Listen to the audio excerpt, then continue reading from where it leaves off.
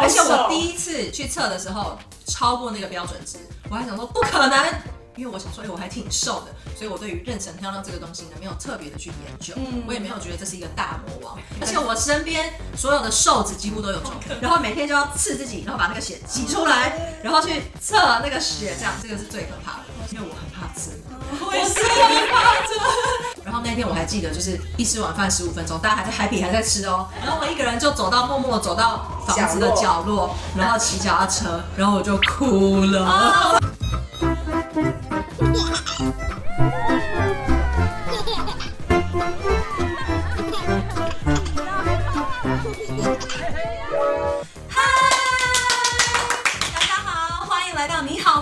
我们都是好妈妈，我是 Angel， 我是耶塔。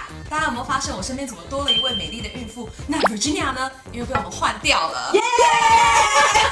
对吗？没有啦，其实，在我们在拍这段影片的时候呢，她正好回台湾探亲了，所以呢，我们今天就邀请我们的特别来宾。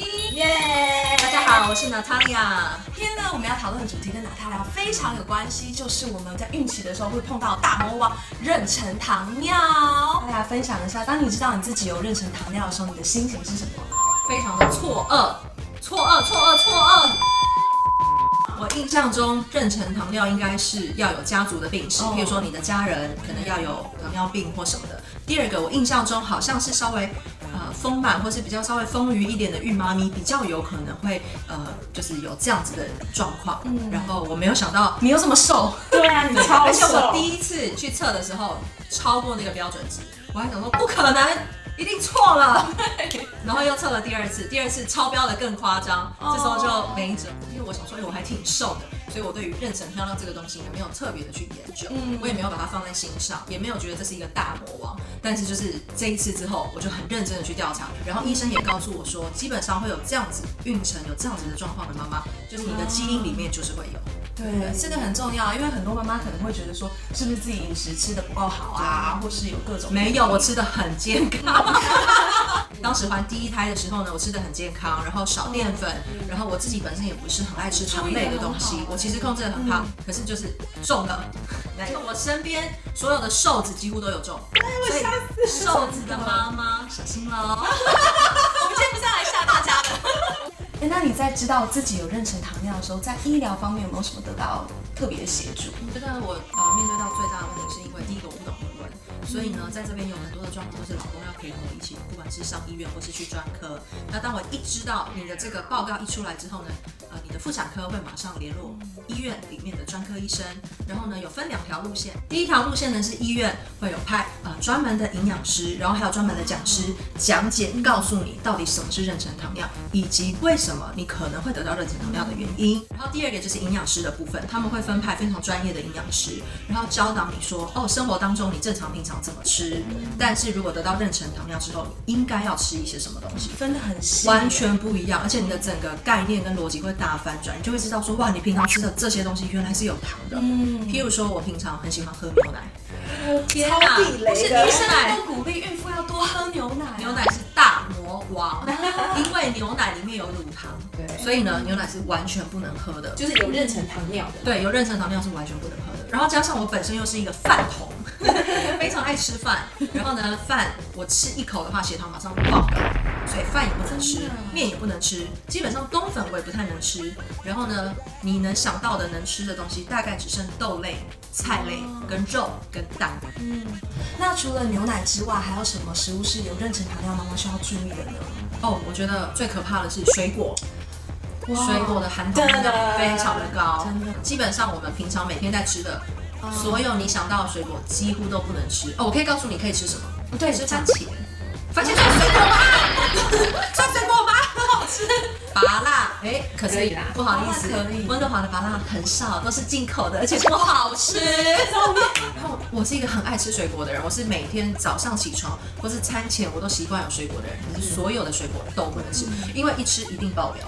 记得那时候我去上课，然后那个外国的讲员他就说 ，Sorry， 你知道 juice 这种东西要跟你们说拜拜喽。走他，就是老外早餐就是很爱喝果汁啊，不然鲜奶，不然就是果汁。可是果汁糖分真的很高，比水果还要高。对。放在所有女儿餐。哎，那如果不能吃水果的话，那你要从哪些食物去摄取维他命 C？其实很难，但是主要我每天一定会吃孕妇的维他命，然后还有那种专门维他命 C 的发泡锭。那个也可以喝。OK， 那刚刚提到第二条线路呢，是会转到专科。专科呢，就是有一个很专业的医师，他就会给你一张表格，每一天睡醒，然后到每一餐之后半个小时，你就要去测你的血糖，然后每天就要刺自己，然后把那个血挤出来，然后去测那个血，这样，所以每天就要这样拿针刺自己，这个是最可怕的。所以刚开始我觉得要克服那个刺，因为我很怕针，我也是很怕针。他每一个礼拜都要见我，然后每一个礼拜就要像考试的成绩单这样拿给他看。如果你的指数有超过，他就会拿红色的笔圈起来，然后他就会让你写清楚你超过你到底吃了多少口、多少克的东西，很精致。但是我觉得医生这么紧密的追，也会让妈妈比较放心一点。对，因为如果你知道说这个东西没有控制好的话，其实是不仅伤害你自己本身的身体，你其实也在伤害你的宝宝。然后宝宝会过于大只，然后宝宝以后得到同样病的几率也有可能比较高。对，我记得你那时候除了饮食的控制，你还有配上运动。一定要，因为呢，我就是一个嘴巴没有办法控制的，所以呢，我基本上一吃完饭你就要开始按计时，然后呢30分钟之后你就要开始测你的血糖，然后呢我买了一台室内的脚踏车，我老公送我的圣诞节礼物，好惨，我不想收到，我不想收踩到。在那个脚踏车上面，至少要 work 至少要20分钟，就是你一吃完，你马上得要去消耗掉，不然你的血糖马上就是会超过。跟别人吃饭我都很尴尬，我吃15分钟我就说，哎，我先出去走一下。我印象中最深的一次就是那一次是圣诞节 party， 我邀超多人来我们家，然后大家就准备丰富的点心满桌，我什么都不能吃，所以呢那一天我就真的我问我老公说，老公我可不可以吃一小口蛋糕？圣诞节，然后我老公说不行。因为他知道说那口蛋糕会让我爆掉，一定选。他也是为你好，他是为我好，对。但是就是自己心里就是真的很难受。然后那天我还记得，就是一吃完饭15分钟，大家还在 happy 还在吃哦，然后放着圣诞快乐的歌，叮叮当叮叮当，然后我一个人就默默走到房子的角落，然后骑脚踏车，然后我就哭了，我都想哭了，好惨哦。那你觉得得了妊娠糖尿之后，生活当中最大的改变是什么？我觉得最大的改变是，第一个是饮食是最大的改变，然后再来是情绪。每天3餐你都要面对到这件事情，就是我可以吃什么，跟我不能吃什么。所以照3餐在忧郁这件事情，所以心理状态其实不是挺好的。然后每次一吃完饭又要赶快运动，所以其实心理的压力，我觉得也很大，因为你会不知道你吃下去，你今天的血糖是多少。所以你在每吃一口东西的时候，你都是给自己一个很大的压力。所以我觉得在心态的调整上，会刚开始有点困难，就不是很开心，然后会有点小忧郁。好像听起来真的非常不容易耶。那你当时是怎么克服自己的心理的状态？其实我觉得老公扮演的角色非常的重要。那我老公他本身其实我觉得他很给力，神队友，对，神队友。因为呢，有时候我真的是很难过，他知道我很想吃很多东西，可是我没办法吃，他竟然就陪伴我，就是真的不吃淀粉，然后不吃甜的，这超棒的。然后像我也不能喝饮料，然后他也不陪我喝饮料，所以他有跟着瘦吗？这我就不知道了。然后他很鼓励我，虽然有时候他给我的压力很大，但是他的背后的原因是因为他希望我可以控制好，他不希望我走到要打胰岛素的那一关，因为我很怕针，打胰岛素是每天要自己拿针打自己。那你有没有什么建议可以给现在有妊娠糖尿的妈妈们呢？我觉得自己的心态调整很重要，然后呢，最重要的是你要知道你得了妊娠糖尿，所以你孕期不会胖太多，你会不会变成这样子的妈妈？这是非常好的，很漂亮，你会精神状态很好，然后你产后不需要花太多的时间来瘦身。